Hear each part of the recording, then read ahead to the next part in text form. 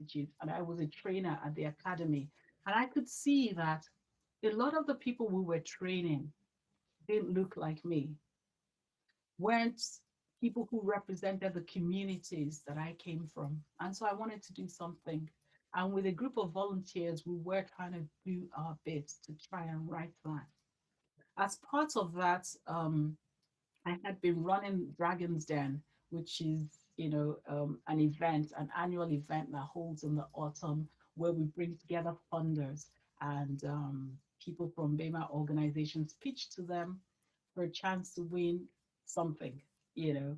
And in exchange, the funders also give their insights, they network, they get to know each other, but they also help them to understand more about the funding landscape and how they should apply to it. Carol came to one of the events and contacted me after that. She was desperate for help. And it stuck with me because sickle cell, she'd been running the sickle cell and young stroke survivors, the organization, for about 13 years at the time. It stuck with me because I have been closely affected by sickle cell. Many of you would have heard of Richard Okoroge, last week, who went missing, a young boy, again from our community. And Carol was ill at this time. She was exhausted mostly, but she founded the organization because of her son Daniel when he was young to support him. And she'd supported so many other young people like that. But at this time, she was struggling to get any kind of funding in. She asked me to help. I was maxed out in my capacity to do pro bono work. And I just could not find a way to help her. She didn't have any budget, but I knew that we needed to help her. I'd been seeing people like Carol coming to the training workshops, but I didn't seem enough. They'd come, they'd attend, and nothing would really change with their organizations.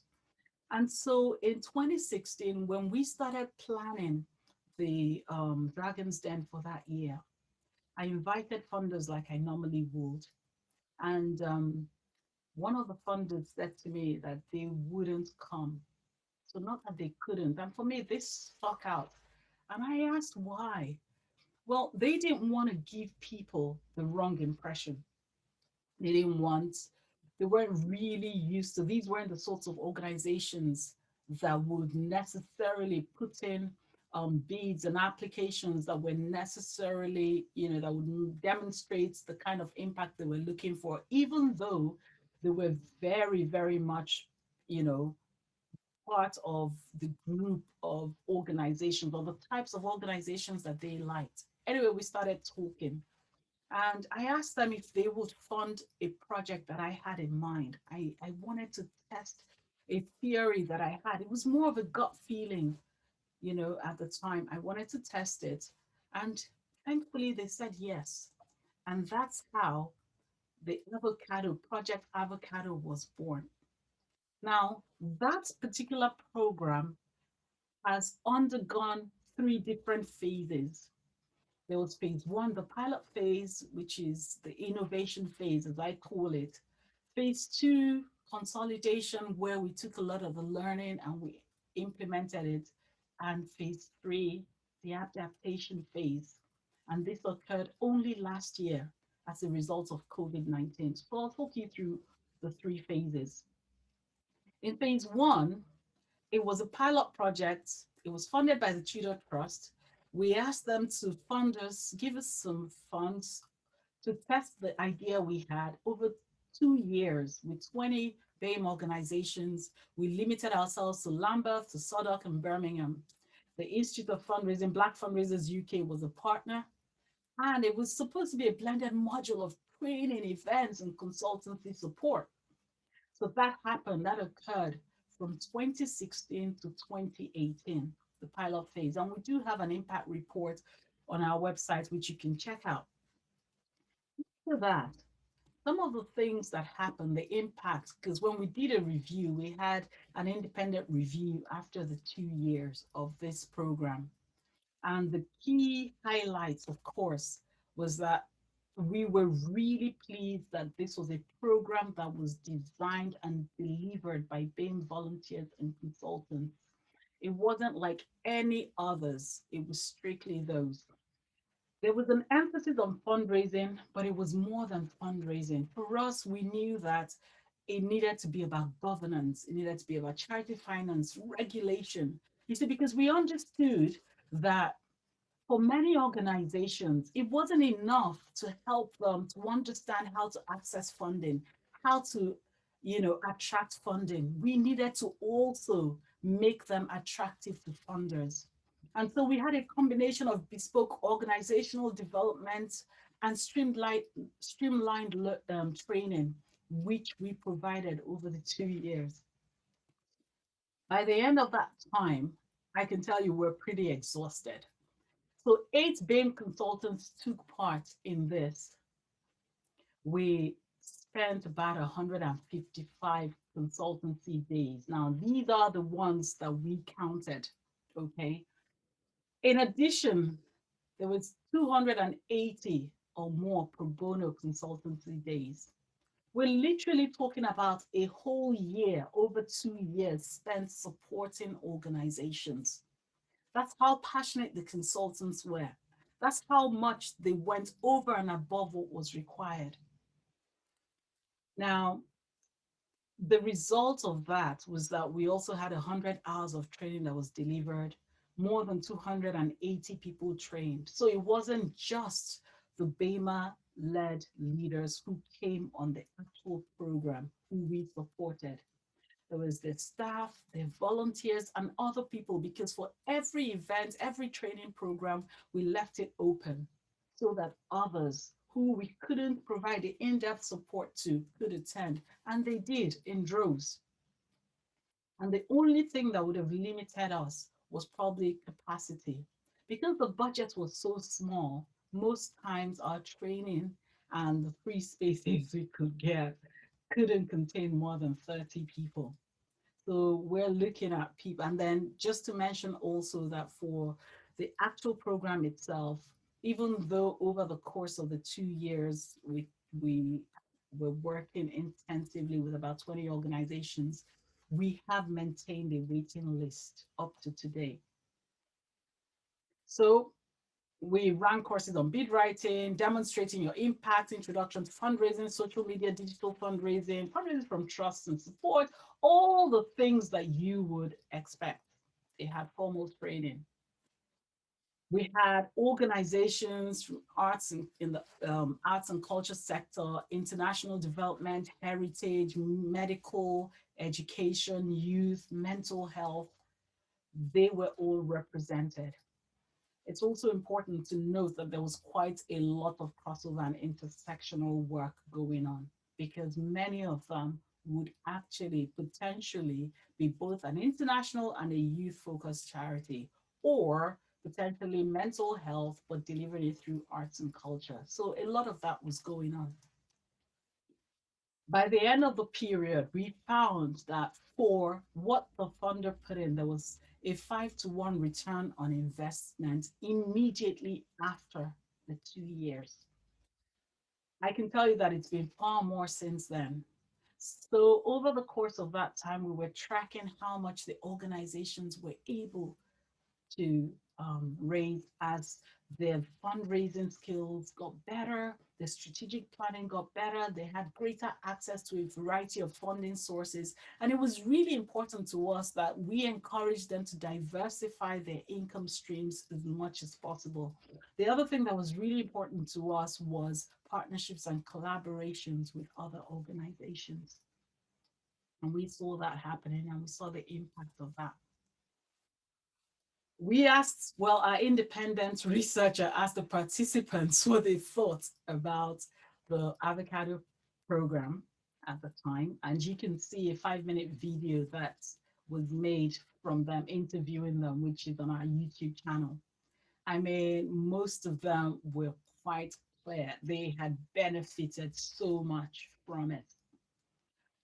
Sadly, not everybody who started finished, but we expected and we anticipated that. And I can tell you a little bit about some of the reasons why.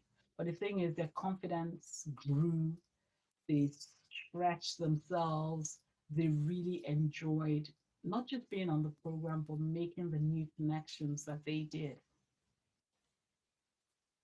So, from the feedback, we also had to review the program, and there were some things that we understood that we needed to do differently. One of them was recruitment. Throughout, like I said, we get kept being contacted by a lot of other organizations. There was a huge need, which I'm sure most of you can identify with. And so we knew that if we were going to do this again, we would not, definitely not limit it to just those three areas. We would expand and just let people come on the program. It's interesting that we actually had people coming all the way from Birmingham. I mean, that was one of the things that really humbled me. A lot of our programs were all day programs, and the way it works is we would have a boot camp where we would encourage the groups to take time out of just working and volunteering in their organizations to actually work on them. And these people will set up either that the night before or very early in the morning on a coach to come and attend this and make sure that they didn't miss anything. I say this, but through the years we've had, and some groups, one that came all the way from Leicester, who's actually on the call today on this particular Zoom call. Now, the other thing we learned, which we knew after the first year, was that we would condense the program, run it within a year. 2 years was way too long. The groups were exhausted. We were exhausted, but we needed to find a way to condense it, take the best bits, run it within a year, and allow more time for practical implementation. Because these are groups that are already busy and inundated, struggling with capacity. They couldn't give 2 years, even though some of them stayed on. And kudos to them, but they just couldn't. It was a lot, it was a big ask. So that was the one thing we knew we needed to change. Identity and ownership was also a big thing. You see, even though we were partnering with Black Fundraisers UK, Black Fundraisers UK is a special interest group of the Institute of Fundraising. And that cost us two groups when they found out that we were partnering with a white-led organization. Suddenly, for them, it lost credibility. Even though everyone involved was from a Bema background, it didn't matter. This meant a lot to them because when they applied, they didn't get that impression. Conversely, we also found that the very thing which they desperately protested against, you know, people took positively, the others. They loved the fact that they could work with Black, Asian, multi-ethnic, consultants and individuals who were running this program. For them, there was a lot of inspiration to be gained from that. There was a lot of, participation and just people just being really, really invested because they saw representation. It also allowed us to take advantage of the cultural capital. I talk about all the pro bono hours that the consultants gave. This was only possible because many of them actually identified with the causes they were working with. And so for them, it was natural to want to give more than they were expected to. They suddenly found themselves being invited to events, being asked to do other things. Some even stepped up and joined boards. And so that was really important. I talked about the focus earlier on. And the thing about the program is that we've maintained an agility that enables us to adapt as soon as we realize that something's important. So we decided that even though we adapted by year two, we will prioritize financial management, charity accounts, governance, and impact measurement because the groups and the funders were also indicating that this was really important. We also realized that we couldn't just drop the organizations. And we're very pleased, even though at the moment we haven't had capacity to organize a formal alumni program. It's something that's on our wish list. Many have stayed involved with us. We've given them carte blanche invitation to any programs that we run, and they know that they're always welcome. They're able to bring whatever challenges they have. And so the community, we foster opportunities also for them to get together. Resources was an important one. I mean, it was okay for 2 years to part volunteer and part, be paid for some of the stuff that they gave. But at the end of the 2 years, a few people couldn't carry on, a few of the consultants, it was unsustainable for them. And rightly so. Many of the others who've been able to stay on only do it part time. So they have other things going on. And usually they're successful consultants in their own right. So that's what phase two looked like. And by the time we got to phase two, we also then brought in race on the agenda. I'd been working with Andy Gregg, the CEO that retired last year, for a few years, and it was important, for us to start working with them because we also wanted to expand the groups. And so it became not just BEMA organizations. And so we started also supporting refugee-led organizations. Today, the Avocado Plus program is underpinned by the 6 characteristics of a resilient charity. This is based on research that's been undertaken by CAF, supports everything that we thought about, in 2016. CAF's research came a few years after, but that's okay. The one thing we do, though, which they don't do and which they haven't identified, which is really important for the kinds of groups that we support, is include capacity building. We try not just to provide capacity through the consultants, but we have other initiatives that are running alongside as well for these organizations. Phase three, last year, when COVID-19 hit, we suddenly found ourselves thrust in the middle of receiving requests from all sorts of groups, BEMA-led organizations, multiple. We're receiving several requests daily, weekly. It was growing, the numbers that wanted us to support them. It was incredible. People were really concerned about the viability of their organizations beyond COVID, how they would survive, how they would thrive. We also had our own cohort really concerned and really determined not to have any interruptions to their program. We pivoted very quickly. We took all our learning courses online, which was important. Um, Taught our groups to begin to interact that way, to learn how to use the different technologies that we were using. And that was great. But the other thing that we did just to cope with the rising demand was also introduce not just the monthly boot camps now, but also weekly brunch briefings. Monday morning at 11 a.m., we invited groups to come and they would learn about something that would help them on the path to sustainability. All of this was driven by the things they told us they wanted. So we had sessions, not just on the things that I talked about before, but we had things on mental health, well-being, resilience, just things that would help them cope with the pandemic and with making sure that their organizations survived.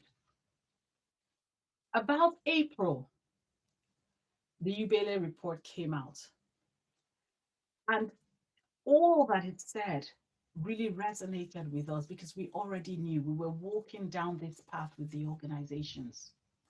But one day something broke me because normally during the brunch briefings, we would ask people how they were doing and what was going on with them. And I remember a group sharing and telling us, you know what? We've put out so many applications. Yes, there are a lot of emergency funds, but we're not getting any. And one group told me, this is an arts-based group. The person running it said she'd applied to so many organizations and she was really, literally tired. They were trying to put on a show for people from the Windrush community who were now more isolated than ever. Nobody was really thinking about them during the pandemic. They wanted to put on a virtual show, but they had no money. And then all the applications were coming back as no, no, no, no, no, no, no. And they didn't know what to do. And she said one night, just as she was wondering whether she should cancel the show, the key person who was going to be, the artist in the play called her and said, "Hey, are we still going ahead? Please tell me we are because I have no money. All my shows have been cancelled. This is the only thing now that I'm relying on." And she didn't have the heart to tell her that she didn't have any money. She was like, "Yeah, sure, of course. Yeah, yeah, it's going ahead." And then she said, not long after that, with the hope that we carry all the time, not long after that, she got an email telling her that a foundation that she'd applied to, which she'd forgotten about, had actually decided to award them a little bit of money, and that was enough to cover the lady's costs. She couldn't believe it. She was so happy. She quickly fired off an email to thank them and to tell them what it meant to the audience. And they came back and they said to her, "Oh, that's interesting. Can you tell us a little bit more about that? And would you like to actually submit your story as a case study?" And she thought, why are they acting like they don't know what I'm about? So she went back and reviewed all the applications that had been declined and looked at that one. And that was the only one where she hadn't indicated that the audience she was serving was from the Windrush community. When she told me this story, it broke me. I was so broken. I just went and lay down. And I thought, what more can I do? We were so stretched at this time. With the limited resources we had, we were trying to support as many as we could, trying to help them. For some, we were trying to review the bids that were going out, but it just didn't seem enough. And then it occurred to me that there was something that I had thought about a year before that I wanted to do, because just based on feedback that we'd gotten from some of the organizations, they'd said to us, "Look, we know that we can only be on this program for 1 year, but during that year and afterwards, can you have a place where we can drop in and still receive support? Practical things, policies, admin, different things that we can do. We can share space." And I thought, wouldn't it be amazing if we could have a virtual platform that could give them all of that and more? I could take the best bits of the Avocado Plus program, automate it so we could help so many more, because we were at breaking point. Thankfully, as Providence would have it, a friend of mine, Ian McClintock, who runs the Charity Excellence Framework, called me that afternoon. "Carol, are you okay? Have you seen your daily report?" I said, "Yes." And he was as devastated as I was, because it was our experience. This was what we were experiencing. And then we thought, what could we do? I shared my idea with him about the hub. And he said, "Okay." And I said, "My birthday is in a couple of weeks in May." He said, "When?" I said, "May the 8th." He said, "Oh, that's VE Day. I'm a veteran. I'll do something with you." And that's how we came up with the BAME Dance Challenge, to raise some money to build, well, to get the hub started. I was under no illusions that it would take a lot of money, time, and resources, but I felt like I needed to do something. So we did the BAME Dance Challenge. We raised just over £2,500, which was fantastic. People really rallied around us. And so we announced that we will build the BAMA Hub. Interestingly, COVID Tech Support sent me somebody, a designer, a UX designer, who started scoping the project, and he volunteered over the summer to help to do what he could on BAMA Hub. September 2020, we launched the Hub. It's a free online platform to help those BEMA-led organizations on their journey to resilience, growth, and sustainability. Just like we dreamt, it takes the best bits of the Avocado Plus program and it helps people to do that. We launched it, and I'll just tell you a little bit about BEMA Hub since September. To date, we've had 373 registrations. Most of them, 358, 95% or 96% of those organizations are based in the UK. Randomly, we have organizations from Brazil, India, Kenya, Liberia, Nigeria, Sri Lanka, and Zimbabwe. which we don't understand. Some of them, yes, because we've done work in those countries, but the others, still bits of how they found out about it. They are spread across all of these UK regions: East Coast of Scotland and the West Coast, Eastern England, London, Northeast England. I mean, majority of them are in London, expectedly. But there's so many, even on the Scottish borders, in South Wales, Southwest in, England and the Midlands. This is where they are. And they deal with, different things across the sectors. So from animals to health to research and public policy, we have organizations that are dealing with different things. The registered charities, the social enterprises, community groups, all sorts of people. And there's a verification process, so we don't worry too much about the people who don't qualify because they don't have full membership. But here's the range. So we have people who literally are on zero and people who earn over £1 million, admittedly, just one or two who are registering, who need support. These are the challenges. It's really important to us to find out what it is they're facing, where it pinches, because that helps us to focus the things that we organize, the interventions that we're able to provide to them. As we expect, fundraising is by far the biggest challenge that they have. Many of them don't have staff or volunteers, physical resources. It's interesting, isn't it, that many would actually just have the founder working and working really hard. But all of these things are challenges for them. The aim of BEMA Hub is to be a one-stop shop for relevant and accessible support for these organizations. Before we started, they told us, you know what, we know there's probably help somewhere, but we're tired and we don't have the time to go here, there, and everywhere. Thankfully, we have partners who are happy for us to put their resources on the site. We also have all sorts of tools for them to access. For instance, last week, we launched a bid scoring tool where you can write a bid and score it based on the questions that funders are asking to see whether or not it's ready to go before you send it out. That negates the need for anybody to actually come alongside you because you can see the things that if it's freestyle, it needs to cover. It's got the digital resilient health check. The Avocado Plus program, when our fellows come on it, the first thing we do is conduct a diagnostic check for them. And when they leave, they have the same check. So we can see where they are, prepare a bespoke action plan and report for them, and then see how far they've moved along by the time we finish. We run grant giveaways through the hub, and we have, funders, some funders who've allowed us to do that. So thank. But again, this meets the need. Training workshops, they have access to that, networking events. With the City University Department of Engineering, Maths, and Computer Science, we run the Tech for Good internship scheme, where we place an intern who can solve the tech problems over a limited period of time. But the key thing that we get and we keep getting is insights analysis that enables us with the limited resources we have to make sure that whatever solution we're providing is actually relevant and it's accessible. That's really important to us. I want to finish with Carol's story. Carol, last year, January, was elected after we got her on the Avocado Plus program.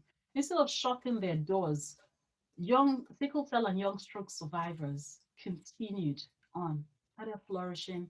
Carol was elected to the board, the global board, last year as the chair of the global board for sickle cell foundations. Unfortunately, she died in April due to COVID-19. That's sad, really sad. And her memorial was only last weekend. But you know what? Her son, Daniel, and a group of volunteers haven't shut the doors.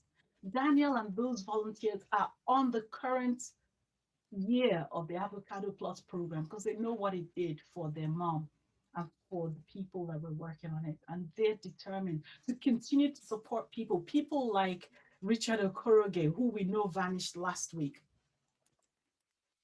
And so this is the sort of thing that it gives us. I mean, I could share with you so much around the kind of impact, and insights that we get. The prevailing wisdom, for instance, is that most people are online. Maybe if it's about when they're most online is mostly midweek, midday. With our audience, we actually see high engagement rates in the late afternoon and evening. We know so much about them, and that helps us to give them what they actually need. And we're constantly asking them and responding as far as we're able you know. At this point, I'd like to just pause because my eye is on the time and I'm aware that people might have questions, comments, anything, and I'd like to take them. If we have time, I'll share more insights with you. But yeah, I was told that I need to leave a little bit of time for questions, so please feel free to ask. I can't see you all, but if you do have questions, why don't you unmute yourself and ask? Carol, I put in the chat, it's Kirit here. Can you Hi, hear me? Hi. okay. Yeah, I did put in the chat. I think just to advocate the avocado program was a very beneficial program, and certainly a year later we only started to get the fruits of the learning from the program, and certainly it's now helped us to get a number of contracts that we wouldn't have. Our board members had to kind of, they needed a kick up the backside, and I think that worked. So I'd just like to compliment the program and urge other people to think about it as well. Thank you. Thanks, Garrett. That's really kind. And that's the kind of, report we like to hear.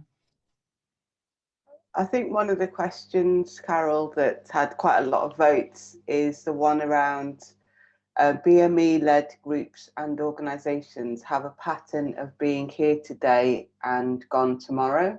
Mhm. What or who or what is responsible for that truth? So yeah, I mean, I'm gonna try and be fair with that question. Oh, and by the way, I can't see the question. So yes, thank you, Maxine, for just highlighting that. I'll stop sharing. But yeah, if somebody's got the questions, if you could pop it in the chat for me, that'd be very helpful. Who's responsible? I think it's multi-layered. I don't think there's just one person who's responsible, if I'm honest.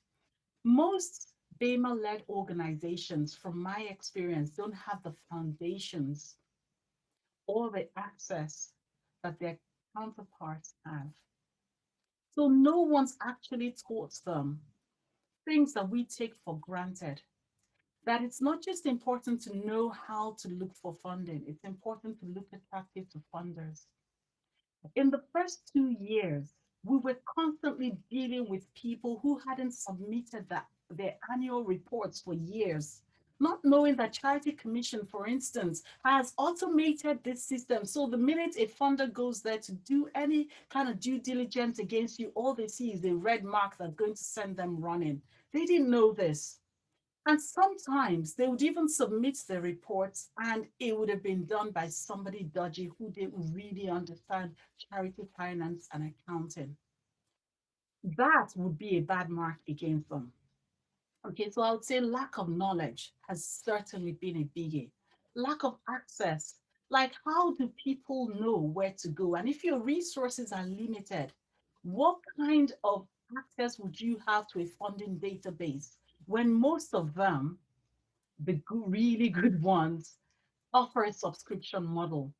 And I have to say that's one of the things that BEMA Hub at the moment is looking at doing, offering our own funding database that helps people, gives them free access to something quality. So again, it's lack of knowledge, lack of access. But on the other hand, because I've done quite a bit of work with funders, I have to be honest that I think a lot of funders don't really understand how important the work of these needs-led, user-led organizations are. Earlier on, we talked about trust. Let's face it, if you have the opportunity to give funding to an organization that has, raised more than £500,000, is led by somebody who looks like you, and, you communicate and they speak your language. And if your funds are limited, why would you give that money to somebody else whose first language is probably not English? Never mind that they're very highly educated, they studied somewhere else, but they've hardly raised any money because no one has given them any money because they have no track record in this country that means anything to you. So I think there are also, in addition to the lack of knowledge and the lack of access, there's also all of these subtle prejudices that invariably people butt up against. I also think if my second language is English, so my first language isn't English, and I'm writing an application, how on earth is that going to stand beside somebody who was schooled in this country? It doesn't matter what I write, I'm never going to articulate it in a way that helps you understand.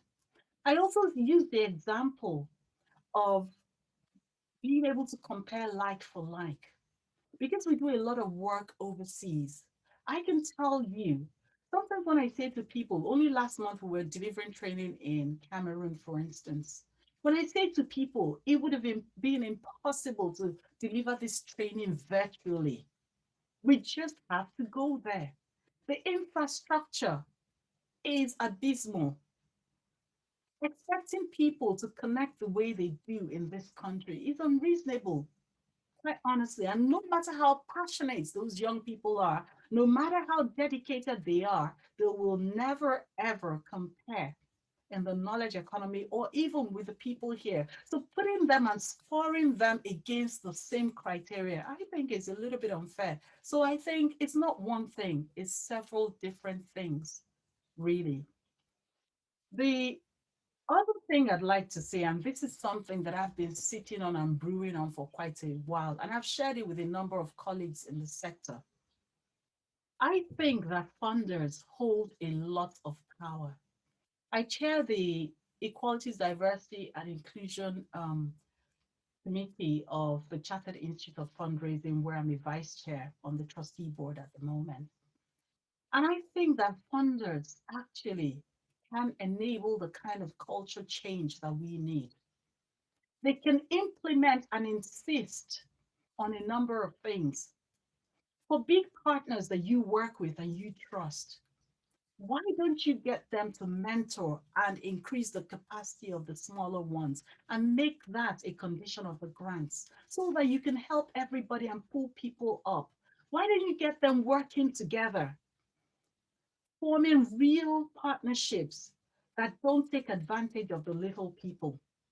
That's not just giving them a little bit of money, they get the bulk of the money, give them a little bit to carry the work out, and then you report on that.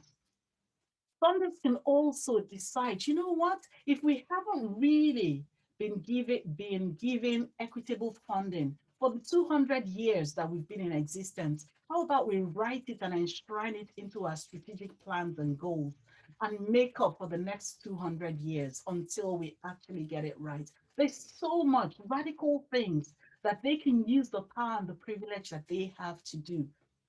They can also decide, like a couple of funders did last year, and some are doing now, in fairness, to give money to people who work with these groups and can tell you honestly, you know what, we know the good work they're doing, we can vouch for them, but we're also supporting them to make sure that they continue on the path to sustainability. So there are a lot of things that could happen here. That's it. That was a very long answer. It's one that definitely is on the sort of heartbeat, because how do we enable people only in some ways to set them up for failure? Because we can do some of the capacity work, but the other arm is the funders, and so it's about ensuring that yes, the funders are taking part in this journey as well. Otherwise, regardless of how much work that has been done with organisations to build resilience. Those bridges don't exist and those pathways crumble for lack of just rigour. So yeah, definitely good. I completely agree with you. And whilst we're on the subject of funders, it always amazes me when people say they're giving you unrestricted funding, but they want to know what you want to use it for. For me, and I guess maybe I'm not just educated enough to understand that, but it amazes me. If I have run my organization in a way that's attracted you and you think we're doing great work, why is it important to dictate how I spend the money? How about you come back and see the amazing work I continue to do?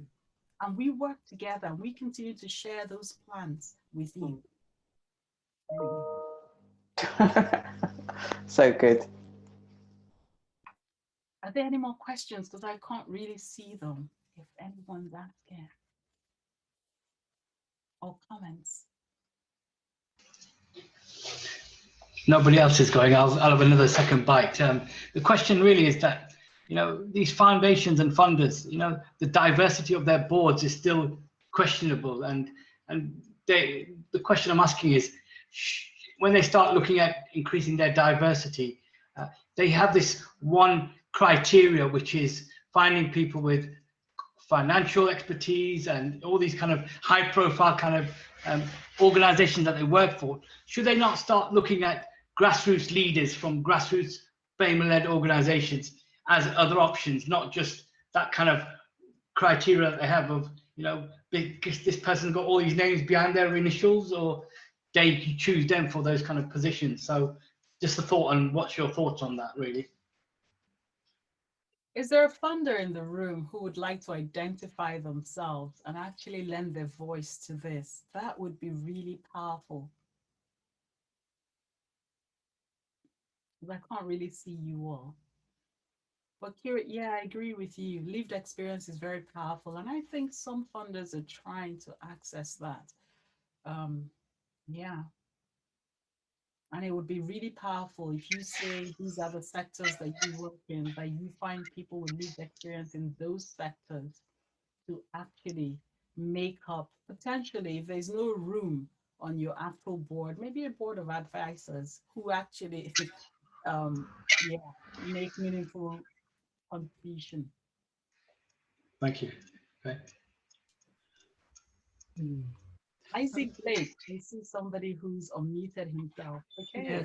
I mean, I work for Gypsy Roma Traveller charity, and we've been campaigning to make sure that the funders, when revenue from the clients apply for funding, that there's a percentage in the terms of in their life cycle of their grant. So the let's say the museum might say we're going to put 10% towards Black and Brown.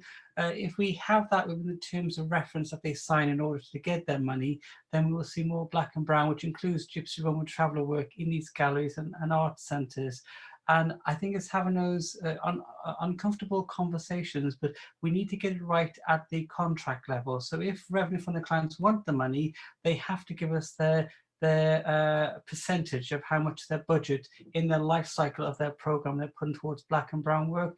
Then we will see more Black and Brown within the galleries, on stage, so on and so forth. Because since Black Lives Matter movement, a lot of people came out and said goodwill gestures, but we need them to go a little bit further. We already know the big lottery and everybody fund these major organizations.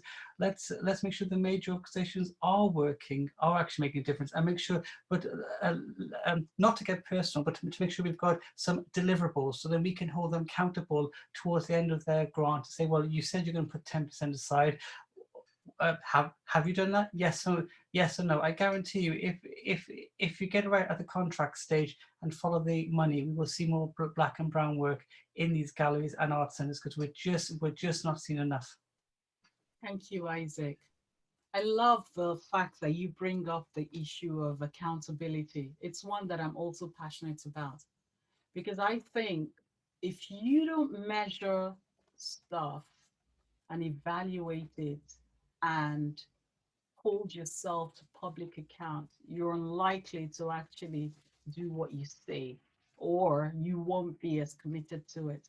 Let me be clear, I don't expect that we will they will get this right overnight because it's taken a long time.